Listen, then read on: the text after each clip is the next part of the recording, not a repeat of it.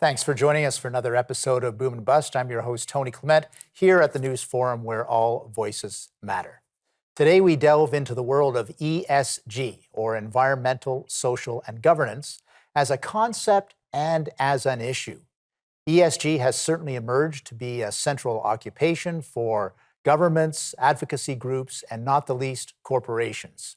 As demands for corporate accountability change and grow, ESG is now at the center of the debate. Joining us to discuss are three people with important perspectives. Jocelyn Bamford is the Vice President of Automatic Coating Limited and the founder of the Concerned Coalition of Manufacturers.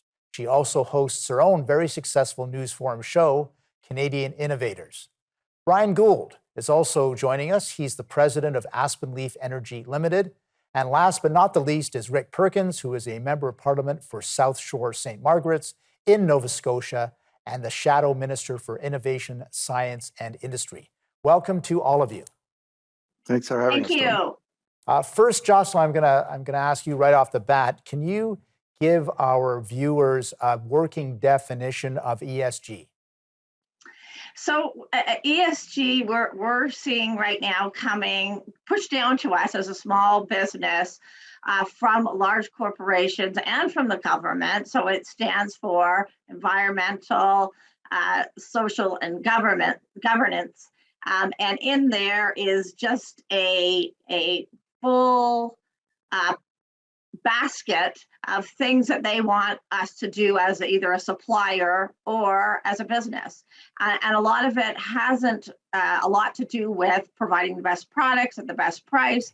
It's very much for social justice, for the environment, which we look after anyways as a course of doing business. But there's so much in this basket that makes it difficult to operate a business as a small business person in Canada, let alone that we have to compete against product coming in that doesn't have any of these standards thrust upon us. Right. So it makes it very difficult to compete with offshore products, and it makes it very difficult to run a business in Canada. And it also, connected with this, is now the financial institutions that are trying to roll this out as a course of doing business. And when you peel back the onion, you find out that there are some dark forces behind some of this that really make it an area that makes it difficult for democracy and capitalism and free market enterprises to compete, because there is a lot of coordination of big corporations and the financial institution along with the government that try to push this out. And I think we'll be using this program to peel back that onion, just as you suggest, Jocelyn, but thanks for that. Bryan Gould, any additions you want to make to what Jocelyn has just said? I guess what I would add is I think ESG is some good concepts that have been hijacked and taken off the rails. And in my mind, what really matters is corporate governance. So governance, in my head, is the umbrella that stewards a company, and under that you consider social factors, relationships with your communities, environmental performance, and profitability. And there's an endless number of trade-offs between those. The issue I have with ESG is it's kind of a central planning model where it's prescribed. What are the good factors and not the good factors?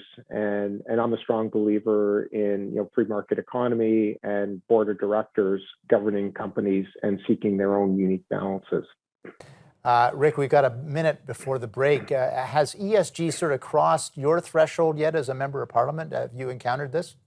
Yes, it's creeping into everything. And it's an extension of a concept that started in Europe years ago called stakeholder governance, where actual people who aren't owners of the company are actually allowed and required to be on boards. And I think that's a problem. To me, the businesses should be run by the people who own the businesses, whether it's the publicly traded company or board of directors. ESG just furthers that interference. Good companies will take into consideration in a competitive marketplace the needs and the desires of their customers, or they'll lose customers. And if those subjects which ESG covers are things that will drive people away from you, then the governance, the natural governance and competitive forces will deal with altering the products and the offerings for that. So I think it's big brother government, and we're seeing more and more of that in Canada. All right, we're going to delve further into this issue, but after the break, please stay with us. We'll be right back.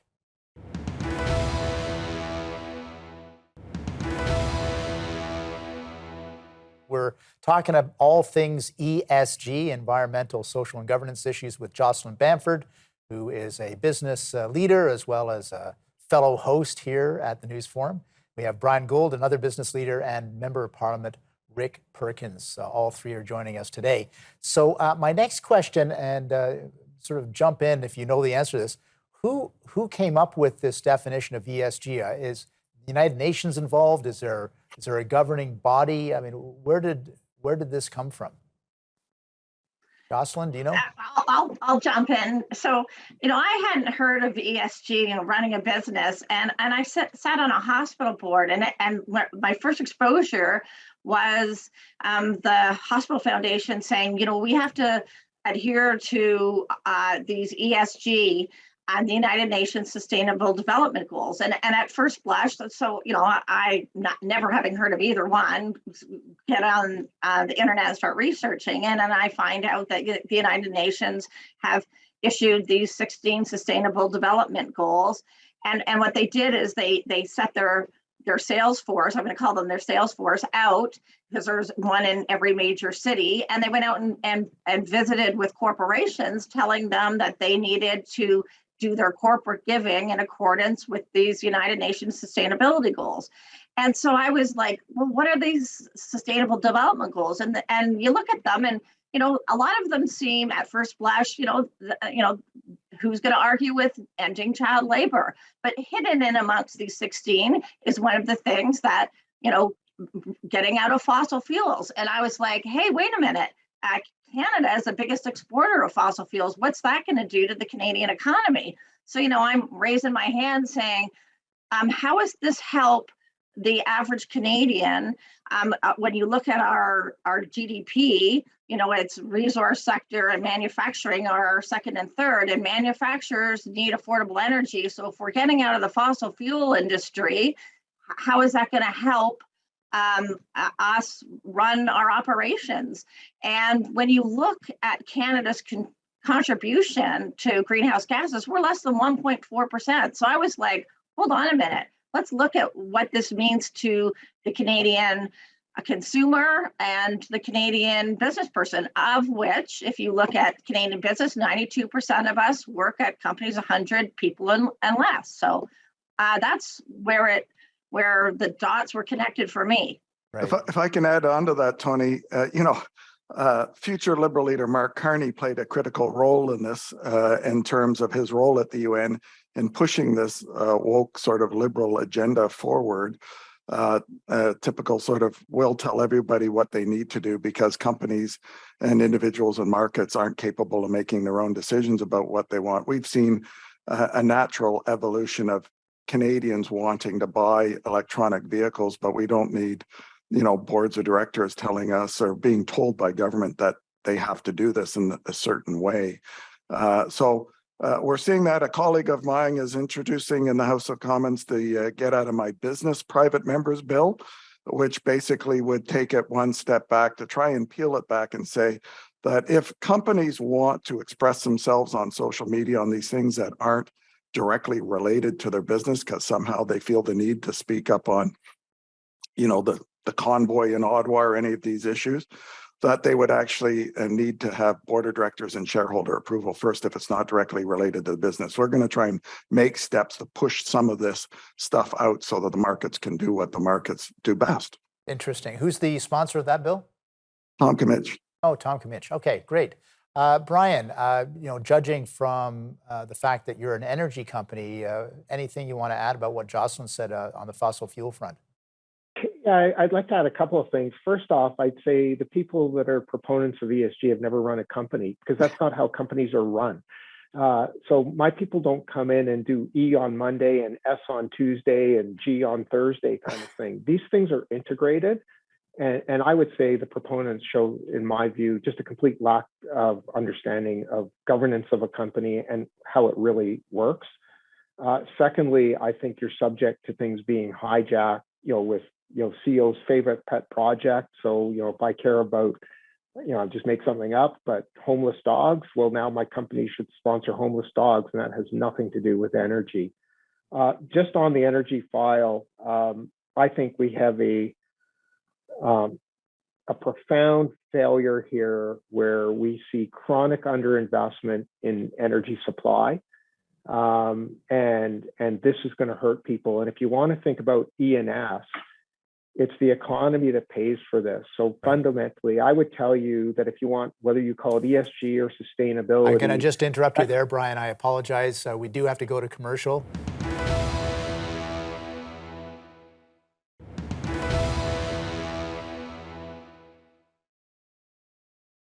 And we're back here at Boom and Bust. I'm your host, Tony Clement. And of course, we've got this great panel talking about environmental, social, and governance goals. Jocelyn Bamford, she's a small business owner herself, as well as a fellow co-host here at the News Forum. Bryan Gould, president of Aspenleaf Energy Limited, and my old friend and great to see him in the House of Commons, Rick Perkins, member of Parliament for South Shore St. Margaret's, and for the purpose of this discussion, he holds the title as Shadow Minister for Innovation, Science and Industry. Brian, I had to cut you off, so please continue your point, then I'll go to my next question. I guess the point I'd like to make is that without prosperity, you can't have any form of sustainability, whether it's environmental or social. And energy is fundamental to everything in modern life. So without energy, there's no prosperity, and there's no ability to protect the environment or those that are less fortunate.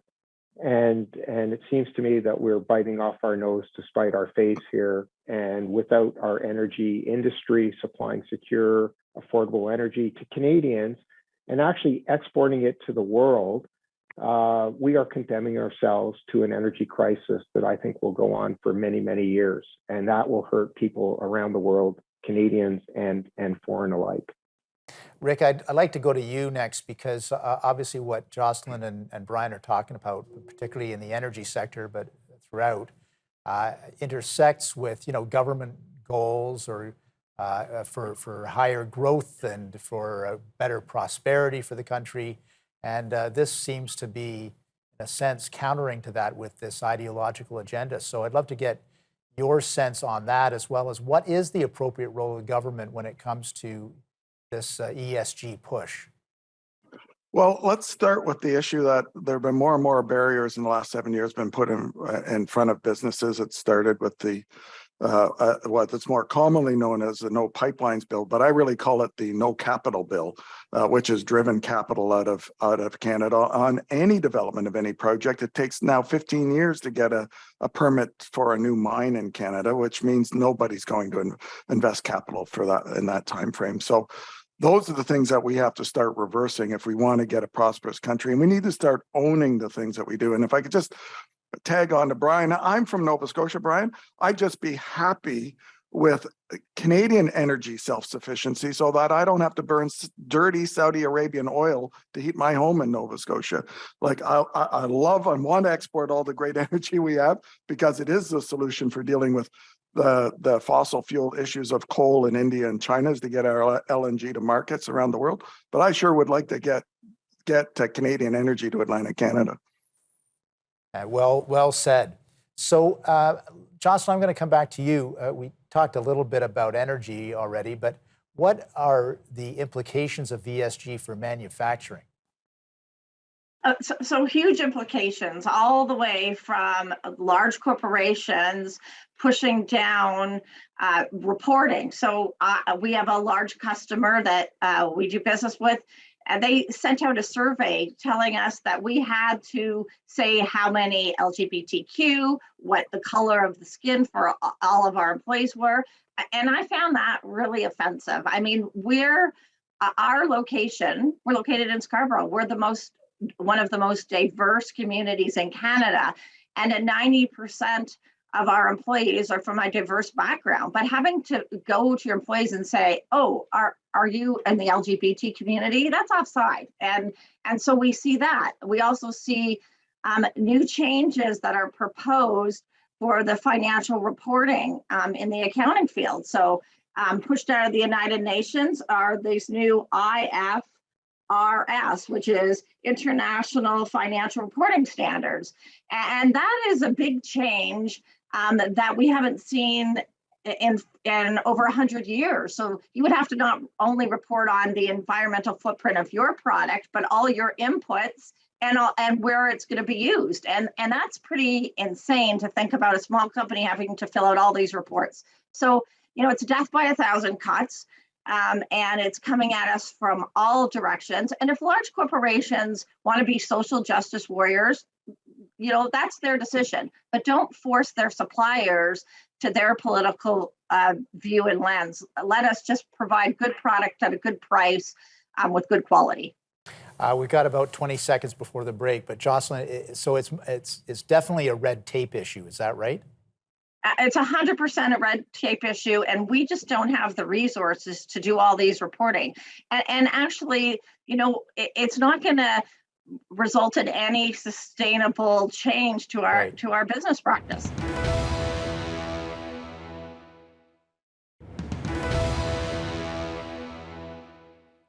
Welcome back to Boom and Bust. I'm your host, Tony Clement, talking about all things ESG, environmental, social, and governance issues and targets with our really expert panel. Jocelyn Bamford, of course, you know her from the Canadian Innovators show here at the News Forum, but she's also a small business person and an advocate for manufacturers as well. Bryan Gould is here. He's the president and CEO of Aspenleaf Energy Limited, and then Member of Parliament, Rick Perkins, who is a Nova Scotia MP and also the Shadow Cabinet Minister for Innovation, Science and Industry. Bryan, are you sensing a backlash at all? Are we at the stage of backlash on ESG, or is that still something that's sort of rolling along without much resistance? What do you see? It's rolling along, but what I would say is when I talk to my investors and ask them what trade-offs would they be willing to accept, I can tell you that they always start with things need to be profitable. So I would say in the background, I think there's a more mature conversation of these trade-offs, but what gets portrayed in the public arena really comes across to me as a central planning, bureaucratic red tape exercise. Yeah, and Rick, I mean, you identified one of the culprits, if I can use that terminology, being our former governor of the Bank of Canada, now working at the UN, potential future leader of the Liberal Party, who knows? Is this so that when you framed it that way, it's very interesting because it really becomes a political, ideological agenda. It's not just about the environment or about equity and that kind of thing. Is that the lens that you're seeing this through? Yeah, we're seeing it through a constant Ottawa knows best approach. We're seeing this in dealing now with issues around several other pieces of legislation before the House, the new Bill C-27, the Privacy and Artificial Intelligence Act, which has major problems and will drive innovation out of Canada. And I really worry about the influence of the Mark Carneys of the world on the Canadian banking sector, which is imposing ESG, I think, in their lending rules now. And that's a major concern for me, that a political agenda, not the value of a business and the validity of a business plan and whether or not it has good credit, other issues driving who gets credit, what businesses get support from our oligopolistic banking sector, where you have no choice of who to go to, is very concerning to the future competitiveness of our economy. Well, let's just talk a little bit more about that, because this has come up twice now during this program, the banking sector imposing these ESG targets. Is that what other folks are getting from that sector as well? Jocelyn? Yeah, absolutely. And it's very much, as Bryan said, seems to be a central planning where the government picks the winners and losers, supported by the mainstream media and the large bank system. And, you just look RBC has purchased HSBC, and you're seeing a concentration of the banking system, and one that's very in lockstep with a political agenda. And it's no longer that the banks are looking after their customers. I had the distinct displeasure of waiting to talk to my bank about a credit card charge, sitting there for an hour.